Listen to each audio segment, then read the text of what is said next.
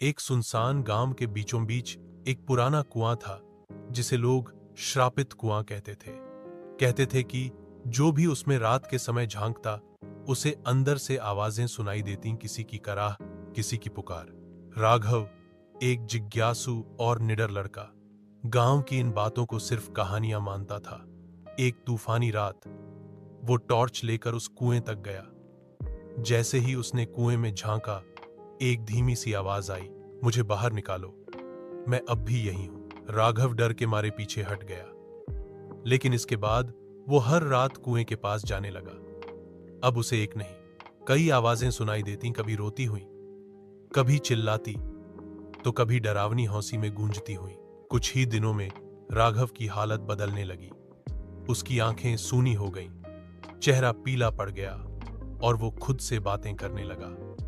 एक दिन उसके माता पिता ने उसे कमरे में बंद कर दिया, लेकिन सुबह वो फिर कुएं के पास मिल जाता। एक दिन वो अचानक गायब हो गया, बस उसकी टॉर्च कुएं के किनारे पड़ी मिली। अब गांव वाले कहते हैं, अगर रात को ध्यान से सुनो तो कुएं से दो आवाजें आती हैं, मुझे बाहर निकालो, अब तुम भी अंदर आओ।